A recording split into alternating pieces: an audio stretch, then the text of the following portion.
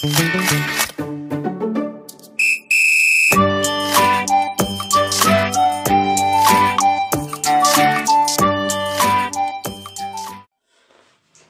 my dear students, welcome back to your channel Digital Coaching Class। আজকে আমরা পড়ব দশম শ্রেণীর ভূগোলের মাধ্যমিক 2025 এর গুরুত্বপূর্ণ 5 নম্বরের প্রশ্ন। চলো সময় নষ্ট না করে আমরা আজকে আরো একটা গুরুত্বপূর্ণ প্রশ্ন নিয়ে হাজির হই তোমাদের সামনে। আজকের প্রশ্নটা মেনলি হবে উত্তর ভারত ও দক্ষিণ ভারতের নদ নদীর মধ্যে পার্থক্য। দেখো তোমরা জানো 5 নম্বরে যে প্রশ্নগুলো করতে হবে তার মধ্যে পশ্চিমবঙ্গ থাকবে না, এবারে ভারত থাকছে, যে এরকম ভারতের প্রাকৃতিক, ভারতের আঞ্চলিক, সেখান থেকে এরকম 5 নম্বরের প্রশ্ন তোমাকে অ্যাটেন্ড করতে হবে। তার পাশাপাশি তোমাকে কিন্তু প্রাকৃতিক ভূগোল থেকেও 5 নম্বর অ্যাটেন্ড করতে হবে। সেই কথা মাথায় রেখে তোমাকে দুটো যে করতে হবে সেই প্রশ্নগুলোই আজকে ইম্পর্টেন্ট প্রশ্ন নিয়ে আলোচনা হচ্ছে। চলো আর দেরি না করে আজকের 5 নম্বরের প্রশ্নটা নিয়ে আলোচনা করি। তো কি বলছে, উত্তর ভারত এবং দক্ষিণ ভারতের নদ নদীর মধ্যে পার্থক্য। ফার্স্ট কি হবে, ফার্স্ট হবে হচ্ছে যে পয়েন্টটা করবে পার্থক্য। এই পার্থক্যগুলো লিখতে গেলে কি করতে হয়, প্রথমে 3টে লম্বা লম্বা কলম করবে। কলমের মধ্যে কি লেখা থাকবে, ফার্স্ট পার্থক্যের বিষয় 1 নম্বর, সেকেন্ড কি লিখছো উত্তর ভারতের নদী, তারপরে কি লিখবে দক্ষিণ ভারতের নদী। এই পার্থক্যের বিষয়ের ফার্স্ট যে পয়েন্টটা হতে পারে সেটা হচ্ছে প্রকৃতি। উত্তর ভারতের নদীগুলি কি হবে না, এটা পূর্ববর্তী প্রকৃতির, অর্থাৎ এটা হিমালয় পর্বত সৃষ্টির অনেক আগে থেকেই উত্তর ভারতের নদ নদীগুলি উৎপত্তি লাভ করেছে, তাই এটি পূর্ববর্তী প্রকৃতি। আর দক্ষিণ ভারতের নদীগুলি অনুগামী প্রকৃতি। ফার্স্ট হয়ে গেল 1 নম্বর পয়েন্ট। 2 নম্বর কি, জলপ্রবাহ। উত্তর ভারতের নদীগুলোর সারা বছর জলপ্রবাহ থাকে, এগুলো বরফের জলে পুষ্ট, সারা বছর জলপ্রবাহ থাকে, এগুলি নিত্যবহ নদী।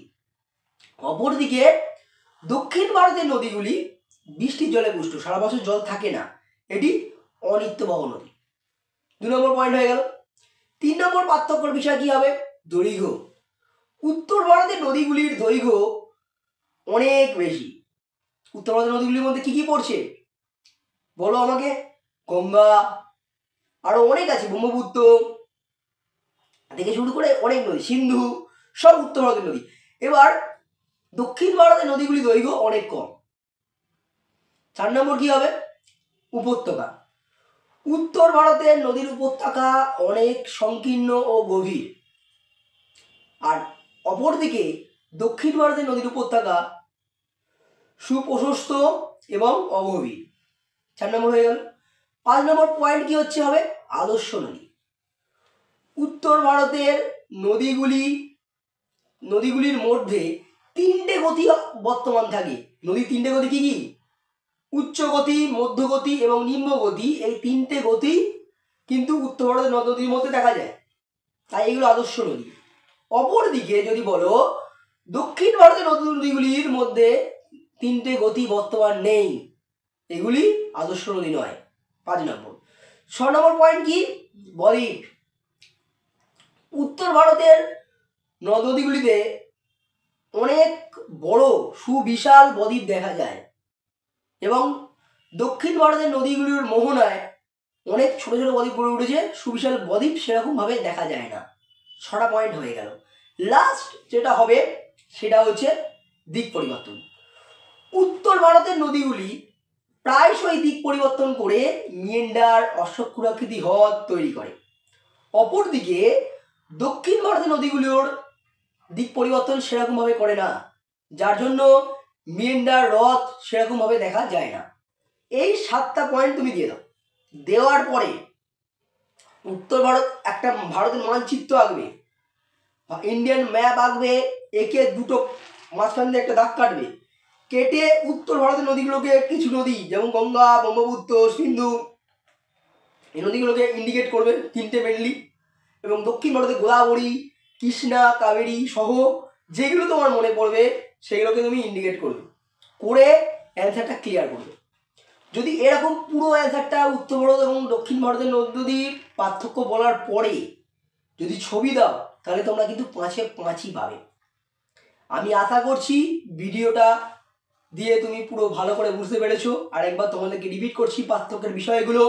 1 হচ্ছে তোমার প্রকৃতি, 2 নদীর উপত্যকা, এই পয়েন্টের বেস করেই তোমরা কিন্তু পার্থক্যটা লিখবে।